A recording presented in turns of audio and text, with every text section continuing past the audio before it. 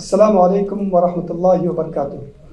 Alhamdulillahi rabbil alameen, wassalatu wassalamu ala sayyidil anbiya'i wal mursaleen, amma ba'd. On behalf of Mohammad bin Rashid Center for Islamic Culture, I would like to extend my thanks for all of you brothers and sisters. Inshallah, this evening we have very important topic conducted by very special guest. Before we begin, we start the recitation of the Holy Quran, followed by the introduction of the speaker. I request Brother Nisar to come on the stage.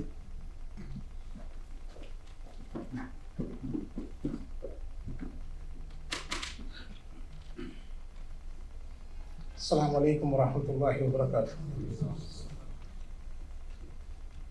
أعوذ بالله من الشيطان الرجيم. بسم الله الرحمن الرحيم. يا أيها الناس اعبدوا ربكم الذي خلقكم والذين من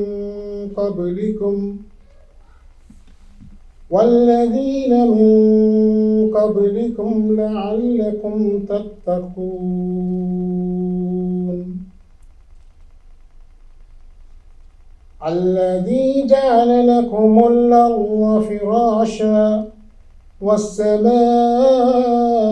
بناء وأنزل من السماء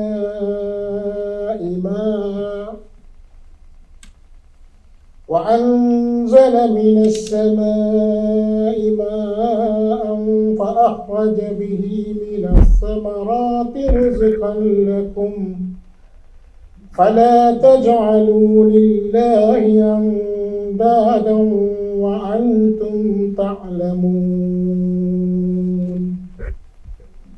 صدق الله.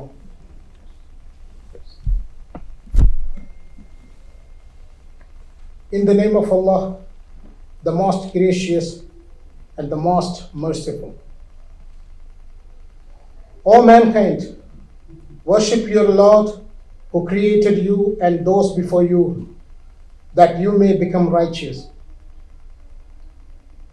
He who made for you the earth a bed and the sky a ceiling, and sent down from the sky rain and brought forth thereby fruits as provision for you. So do not attribute to Allah equals, while you know that there is nothing similar to Him.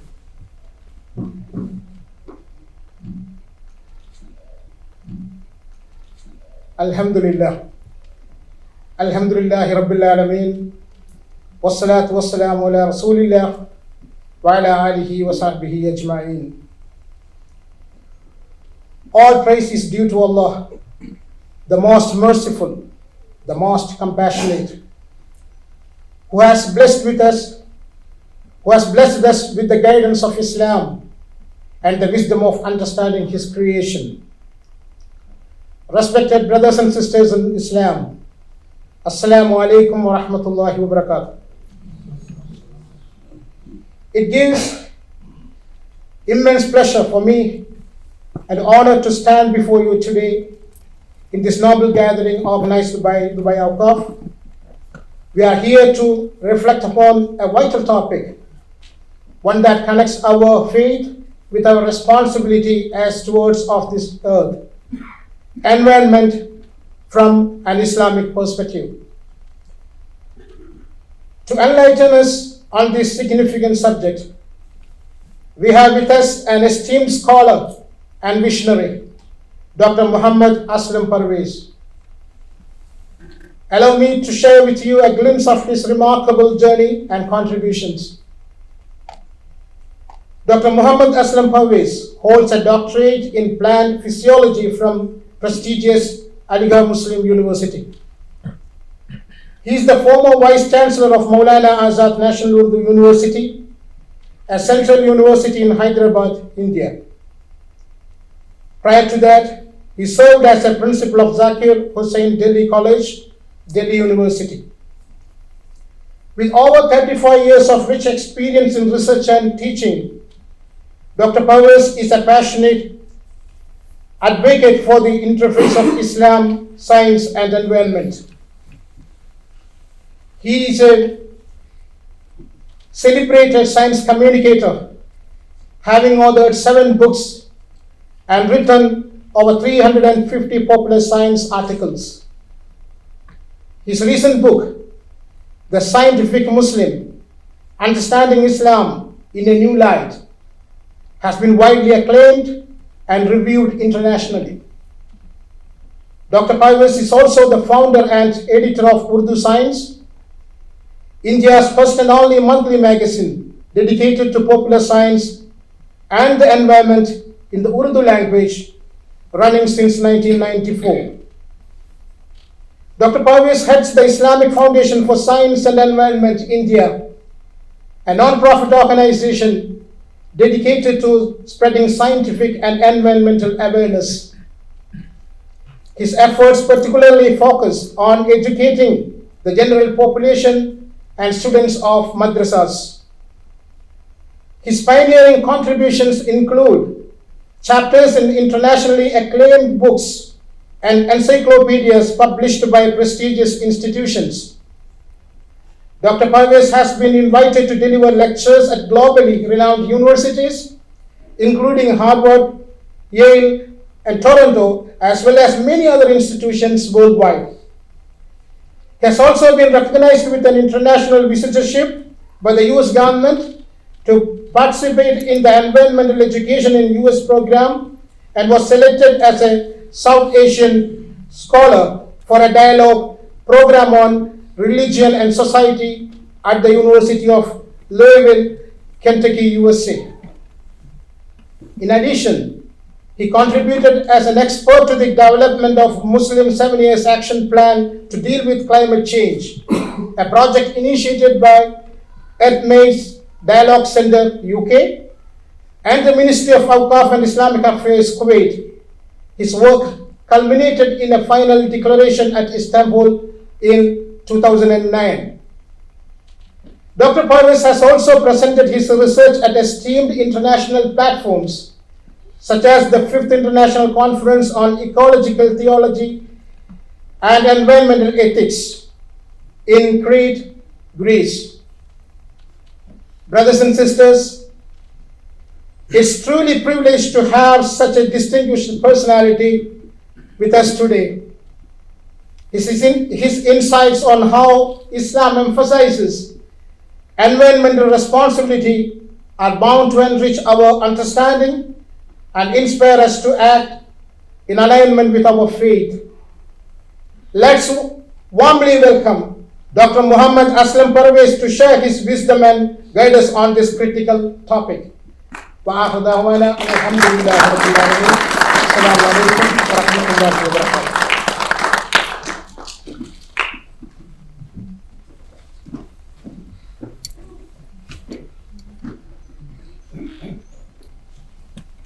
أعوذ بالله من الشيطان الرجيم. بسم الله الرحمن الرحيم.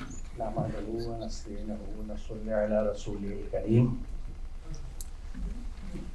بسم الله الرحمن الرحيم. ولا تفسدوا في الأرض بعد إصلاحها ذلكم خير لكم إن كنتم مؤمنين. Brothers and sisters, ladies and gentlemen, Assalamu alaikum. I am thankful to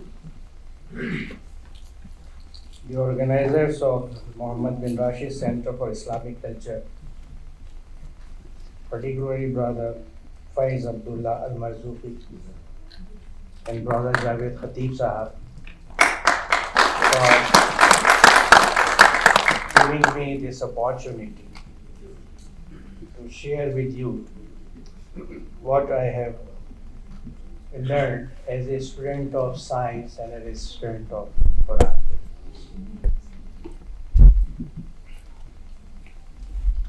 You know, environment,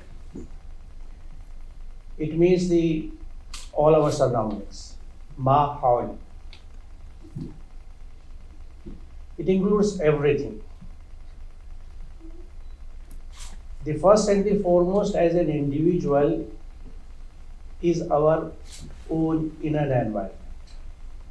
You call it your inner self, your spirituality. Then the environment in the society, and last but not the least, the natural environment. All the three are linked, they are one continuum. But today I am focusing on the natural environment, because otherwise the topic becomes too vast to be handled in one sitting. The first thing which I would like to share is that the Quran is the guidance for all. And this is what it says, that surely we have revealed to you the book with the truth for the sake of the whole mankind. So whoever follows the guidance, it is for his own soul, and whoever errs, he errs only to his detriment, and you are not responsible for that. This is being addressed to the Prophet, that your purpose and the mission is to communicate, and you are not responsible or answerable to what people are doing. So there is no part of follow-up. But the most important point which I want to share here is that the book of guidance, which we call as the Quran, is for the entire humanity. It is not a book which is for Muslims, because it comes from the Creator who has created the all universes, Rabbul Alamin, what we say. And he is the nurturer, the fosterer, the Rabb of all the humanity, not only humanity, every creature. Because when we talk about environment, we don't talk of human beings only. They are one of the factors. Everything living, non-living or dead constitutes our environment, and the God, the Creator, is the nurturer of everything. So has this guidance. But why this guidance? Because no such guidance is sent to, say, the plants we see outside, the palm, so prevalent and common here.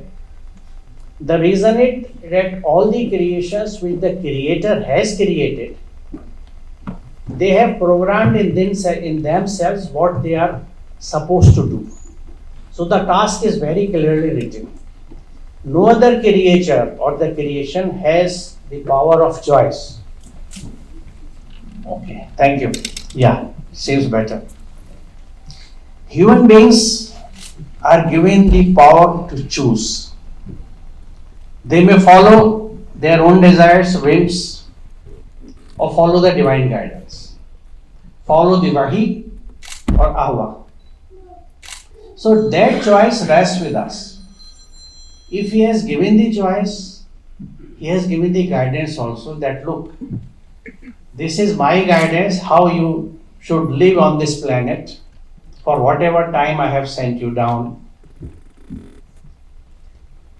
You are free to follow it or to reject it. But remember, you will be getting the results of what you do. You will be reaping what you sow, in this world as well as hereafter.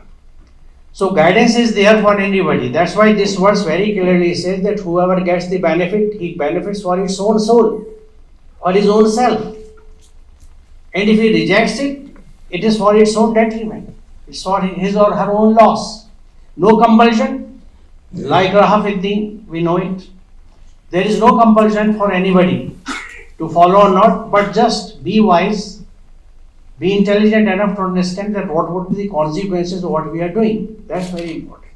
So this we must remember, that Quran is not for Muslims. It has been revealed to the last prophet, but it is for the entire humanity. In fact, all the revelations which have come, all the divine guidances, all the divine books have always been for entire humanity. They might have come at different regions, different areas, in different languages.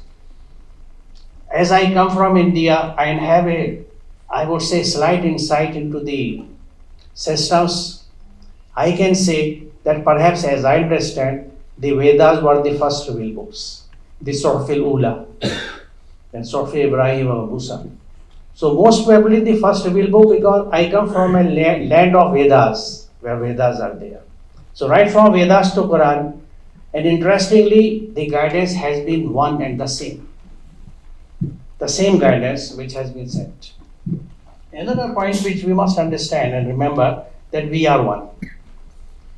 Surah Hujurat 13. O man, behold, we have created you all out of a male and a female, and have made you into nations and tribes, so that you might come to know one another. Verily, the noblest of you in the sight of God is the one who is most deeply conscious of Him. Behold, God is all knowing, all aware. So we all are descendants of one male, one female, one father, one mother, and we very well know that the descendants of one parents are called brothers and sisters. So we all are brothers and sisters in humanity. Being humans, we all are. This is the relationship which Quran defines very clearly without any ambiguity. So this is the relationships we must maintain. The guidance is for the entire humanity. The entire humanity is linked together with the bondage of brother-sister-like relationships. And the most dear in the sight of Allah is one. The translation God conscious, I have borrowed and used from Muhammad Asad. He translates taqwa and muttaqi as God conscious, not God fearing. Because God fearing instills a fear, something slightly, I would say, negative. Consciousness is something very positive. It's just like a bright light, just like Noor. So, but who is God conscious? Consciousness which must be translated into actions. That's what taqwa is. That you must submit yourself to the divine guidance in totality. It's no cherry picking. It is again not our choice that we choose aqimus salata wa atu zakat, but we don't with that vigor wasinu or wala tufsidu fil ard. These are divine commands and they must be accepted and practiced in totality, and such people are called muttaqi.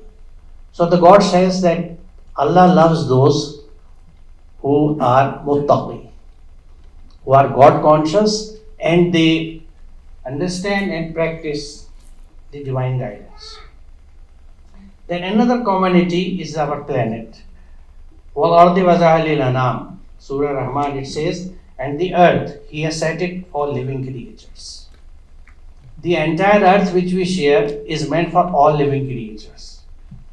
And as a student of plant sciences and botany, I have taught origin of life for more than 2 decades and it was my favorite topic.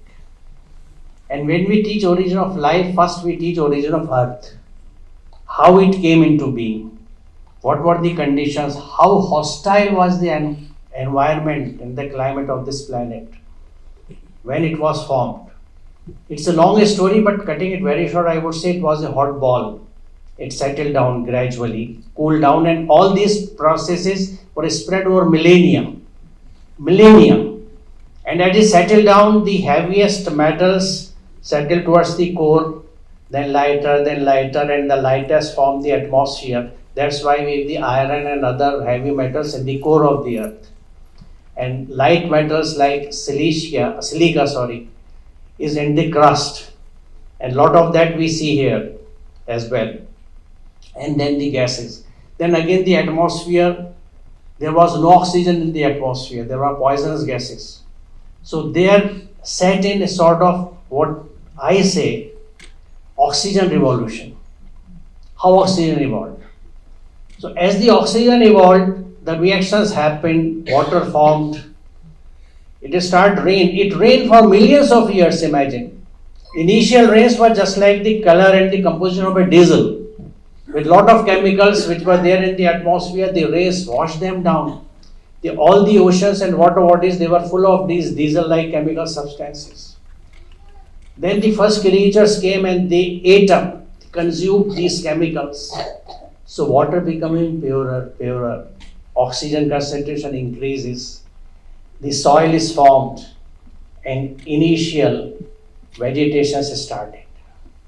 So that was the time when, the God created or made the conducive conditions on this planet before the life originated. Because life is a very tender thing. Though it can withstand a lot of, I would say, climatic and otherwise the challenges, but basically it is weak. So now this verse sums it up very briefly. Wal arda waza'a lil anam.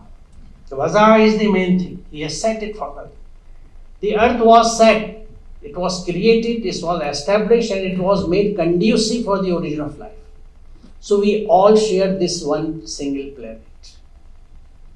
And we share with so many other creatures. This planet is not human-centric, it is life-centric. All life forms share all the resources equally, and there is a verse, I will come to it. So this verse is from Nahl 18, and if you would count Allah's favors, you will not be able to number them. That is the ni'mah, the gifts which we have from the Creator. They are countless.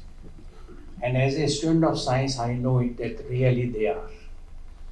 If we start, I would say, counting, just looking at the systems which operate in our body, it's very difficult to grasp. When I am speaking, the coordination between the neuromuscular tissues, the chemicals, the physiology, which is happening while I am speaking, they are in hundreds, run into hundreds. If I'm underestimating, might be in thousands. So these are all the phenomena of the Creator. And these are all the ni'mah. Because if I lose the power to speak or to speak coherently, that's a great loss. And we run from hospital to hospital to get it corrected. So that's a great ni'mah, a great gift. The list is endless, of course. Now the role of man on this planet is very important. And he it is who made you successors of this earth. Khalifa, the successors, the vicegerent, the custodian. So man or we are not the conquerors of nature. We are not the masters of nature, because these two things I have heard in my childhood. The conquerors of nature, the masters of nature. The reality is we are custodians of nature. Because we have been given the intelligence to manipulate things, to do things as we want them. So here we must feel and realize our responsibilities.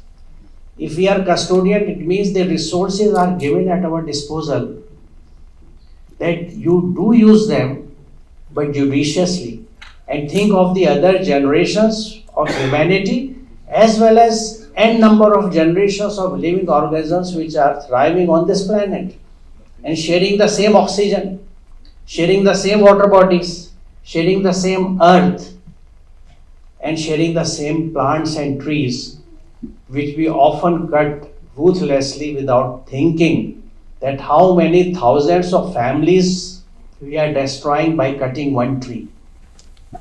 Lot of birds, insects, bees, microorganisms, bacteria, viruses, name any living creature, they are linked with that tree, and we didn't know, we just cut it because for aesthetics, it was an eyesore in between. Let's remove it.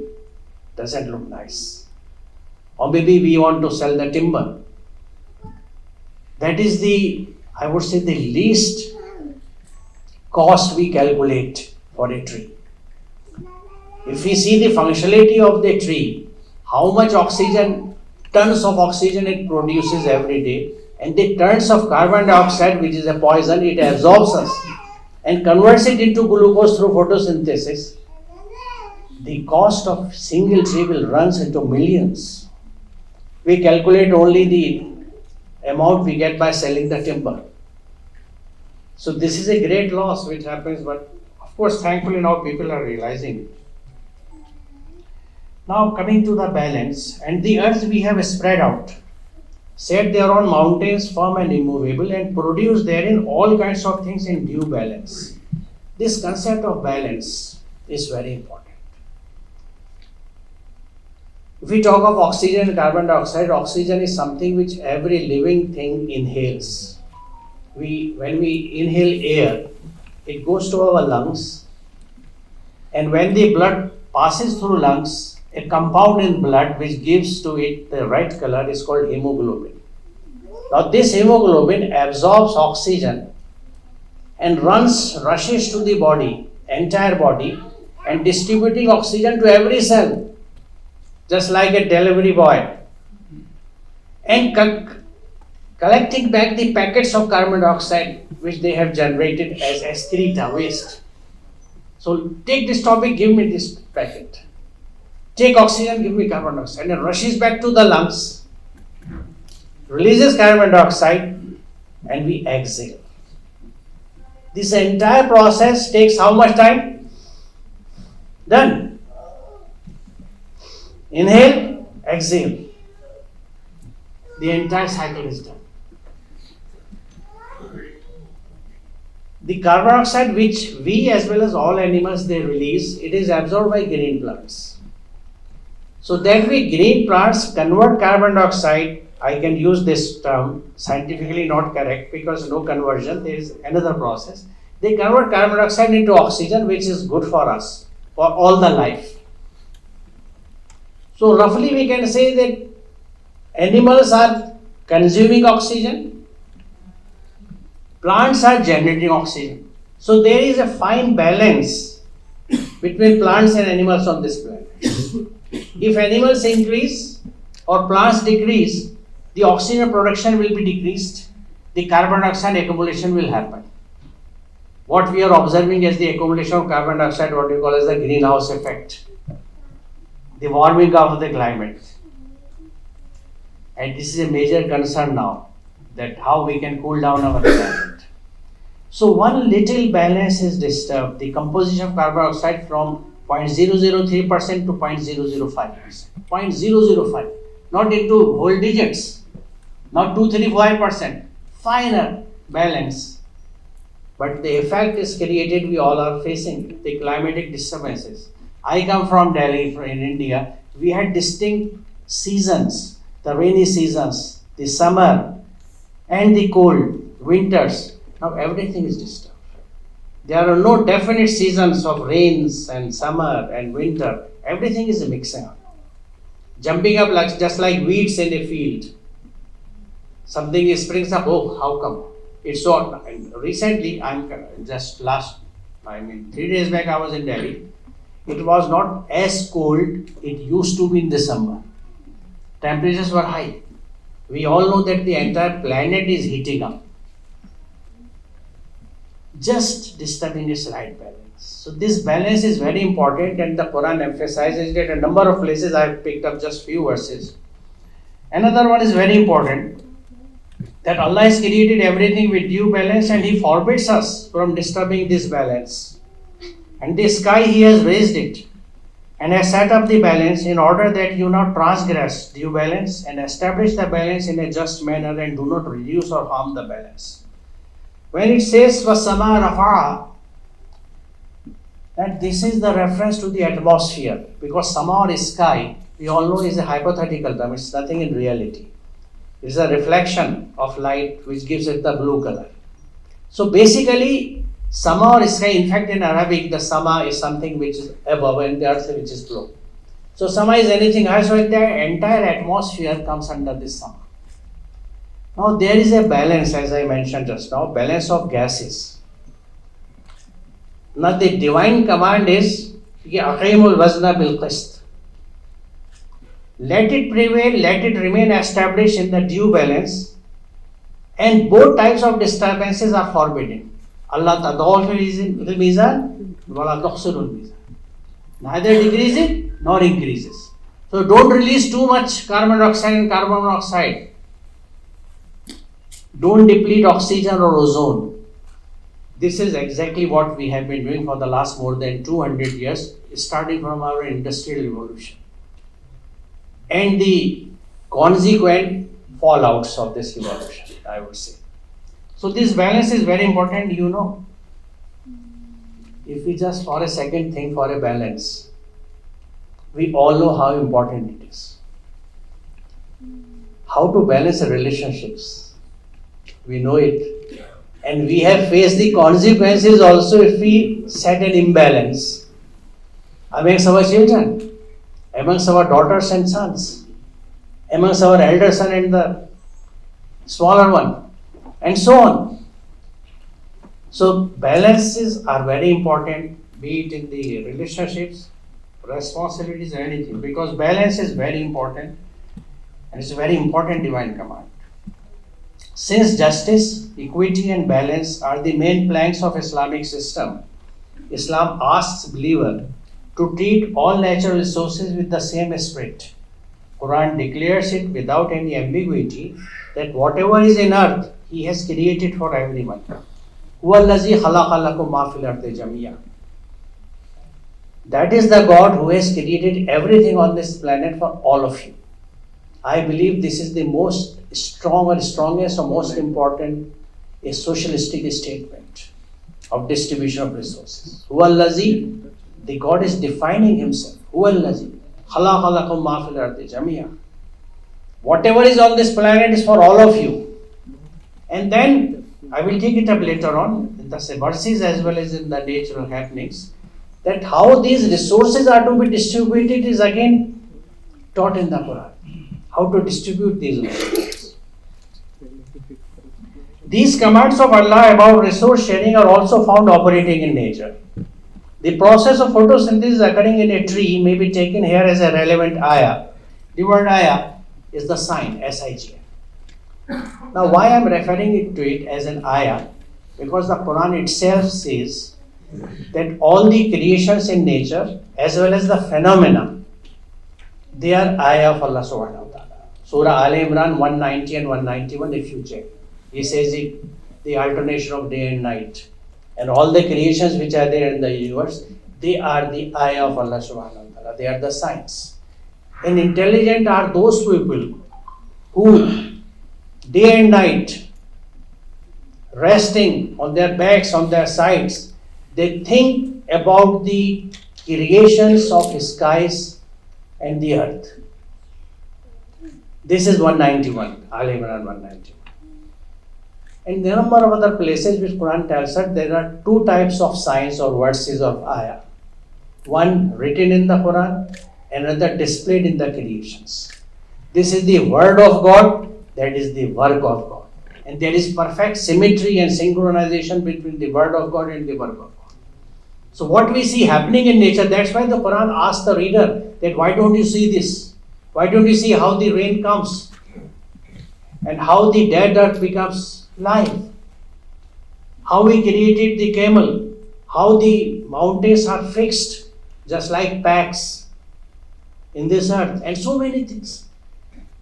The Allah is asking us to observe these signs or ayah to understand His magnanimity and majesty.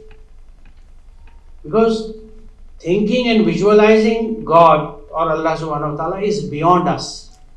You cannot comprehend the unlimited with limited knowledge. Our intellect is limited. Quran says it, the knowledge which we have given to you is limited.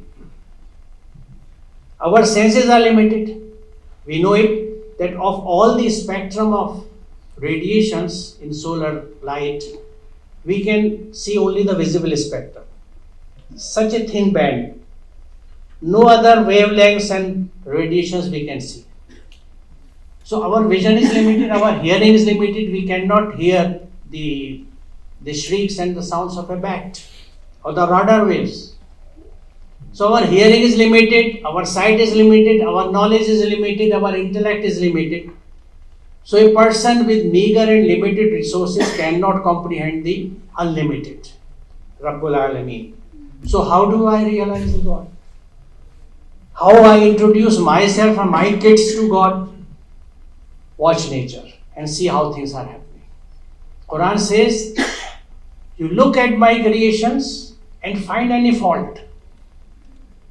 you will not be able to find. Your sight will return disappointed. See again, look for a fault, you will never find it. So perfects are the creations of the Creator.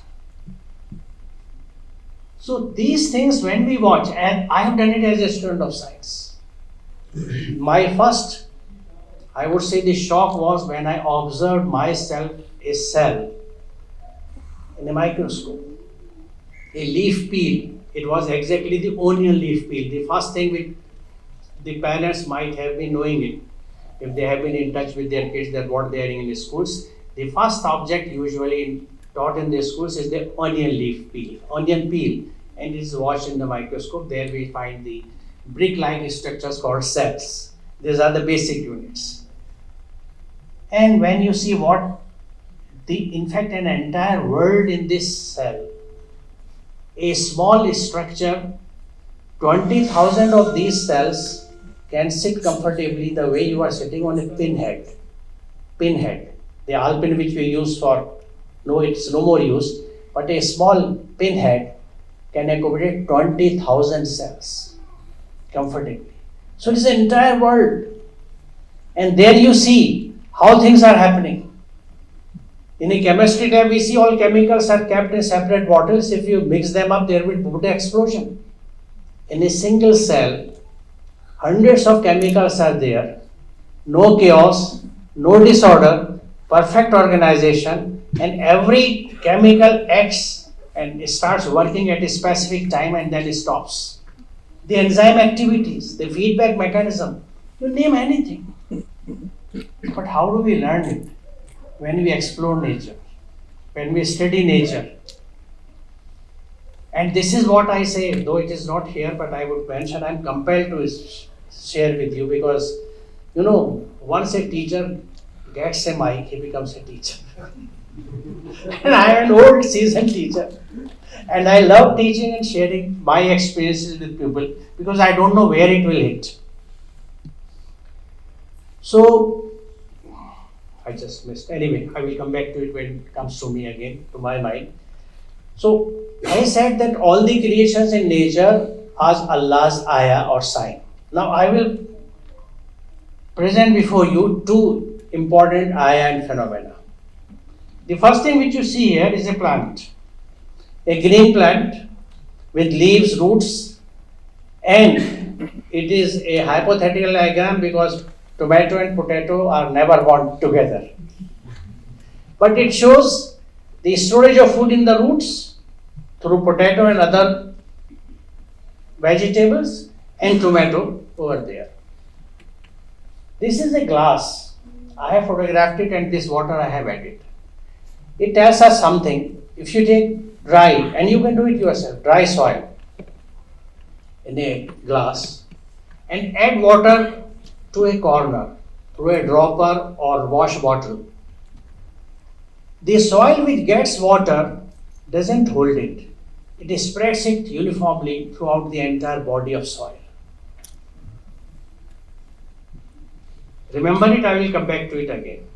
In plants what happens, as I mentioned, that these green leaves, they are green because they have chlorophyll.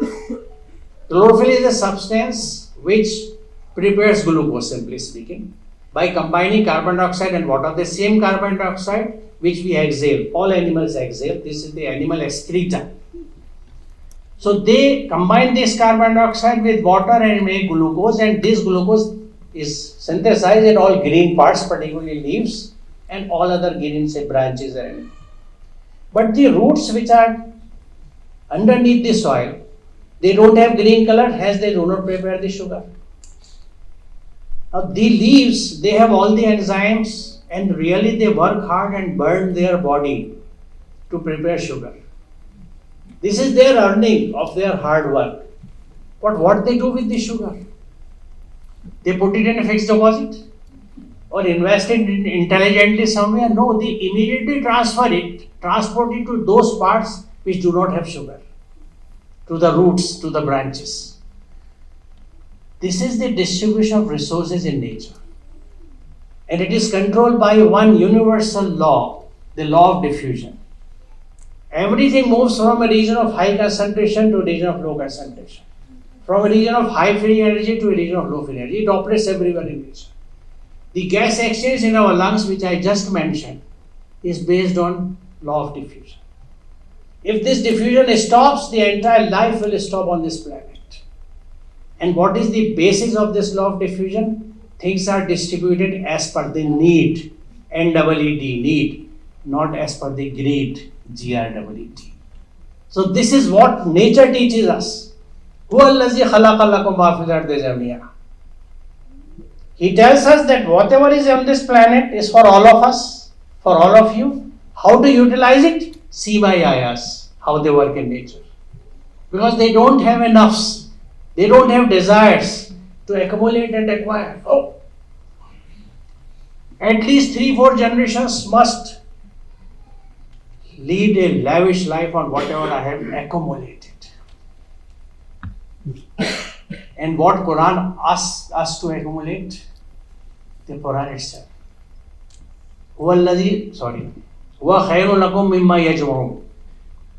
Whatever you accumulate, assimilate, the Quran is the best thing to be assimilated. The best of the things to be assimilated, to be incorporated, to be earned, to be internalized is the Quran itself. What it teaches us, what type of person it makes us. So here we see diffusion in operation, distribution of sugar. And there we see the distribution again, the water. Water is crucial for life. A dry soil, once it gets water, it gets the greenery. But so precious water, the soil particles are not holding. They distribute it in their entire body, and when it accumulates, you will see it accumulates on the entire surface of the glass. So this is the distribution of resources which is occurring in nature. It teaches us a lot. Now, equitable distribution of resources, as I just mentioned here, to facilitate the distribution and so ensure the availability of resources, Islam has established the institution of zakah, which in essence means development fund for the needy. These are the references of the Quran where the importance of zakah is mentioned.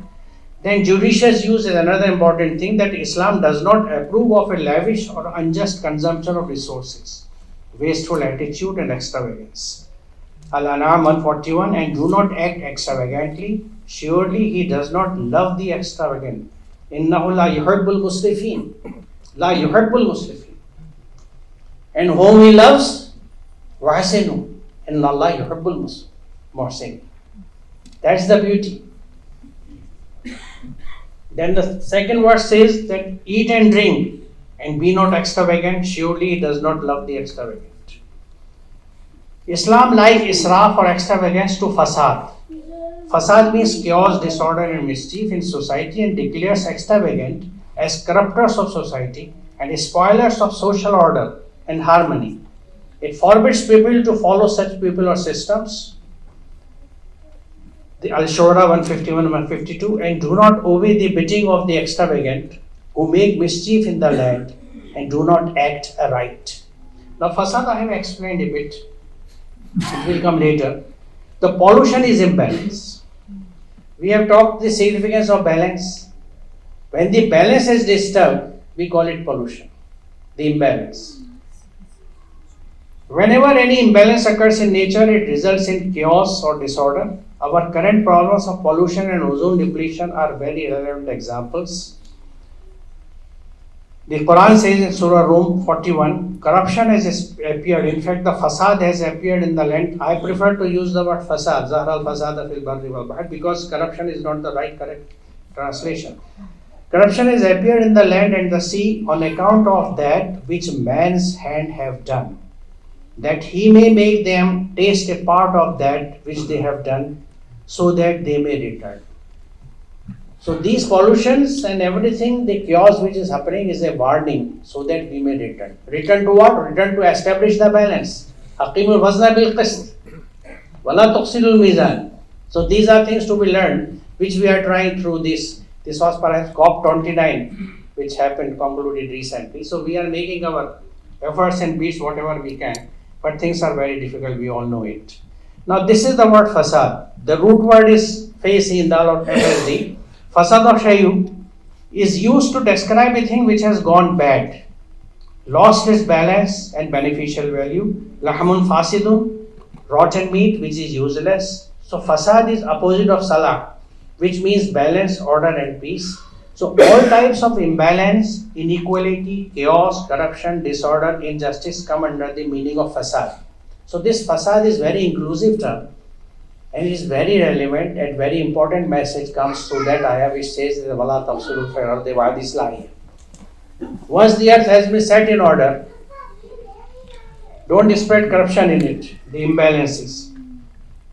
The Quran terms the mischief which results in chaos and disorder as fasad and forbids it.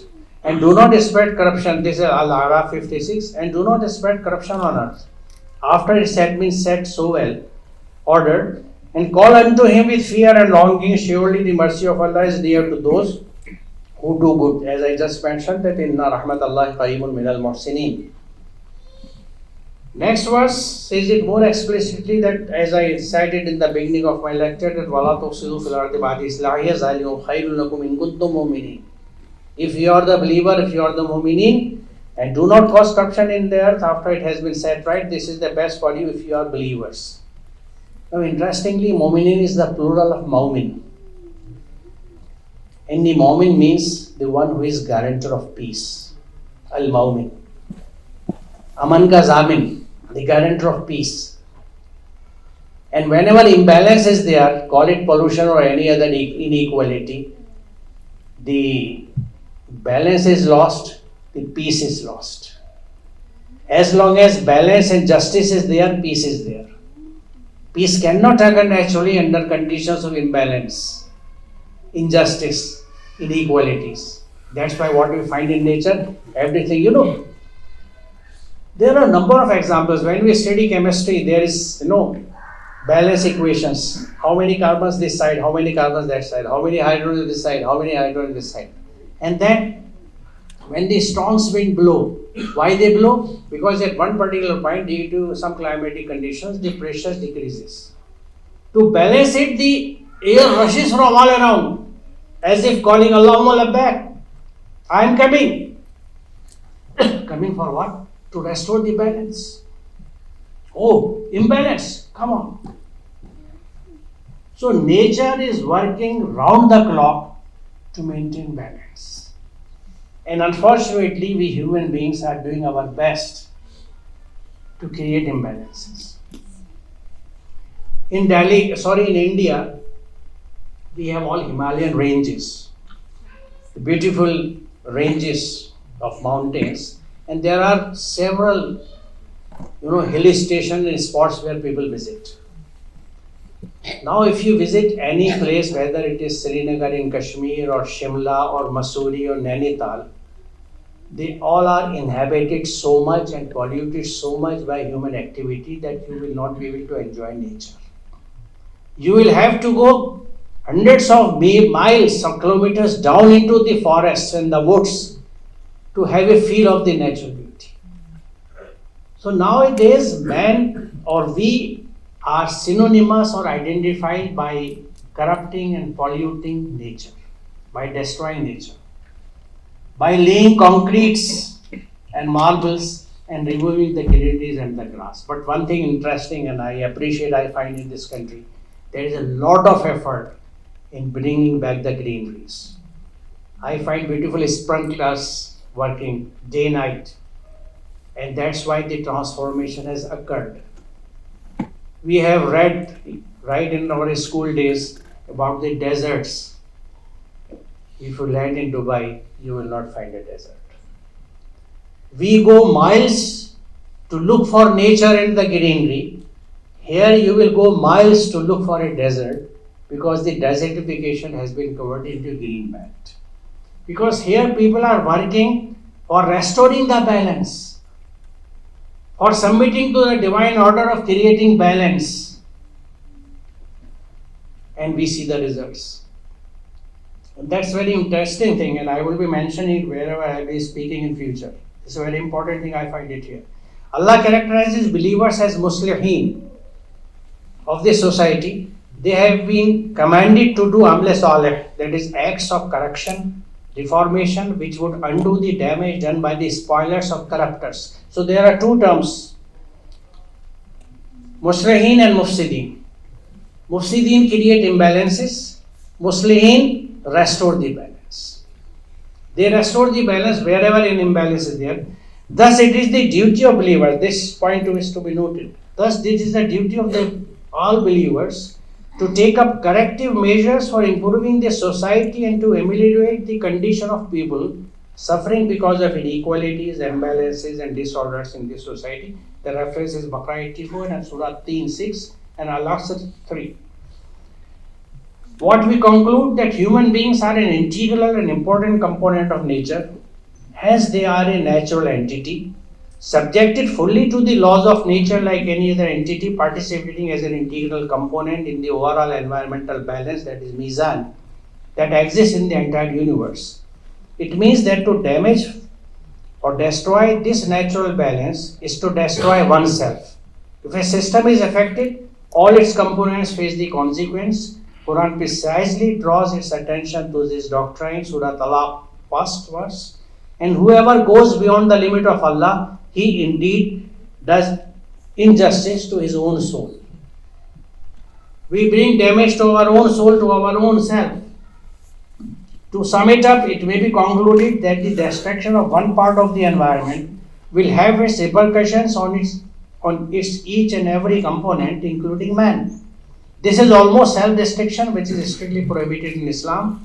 Allah has sent His guidance, and if we choose to ignore it and refuse to practice His model, operating throughout the universe, and wish to follow our own desires, we are the losers. This is what Surah Qasas 29 says, and who is more erring than he who follows his low desires without any guidance from Allah subhanahu wa ta'ala? Surely Allah does not guide the unjust people. Who are the unjust people? Who are not doing justice to what the gifts Allah subhanahu wa ta'ala has given to them. So thank you very much. I think I'm not taking much time.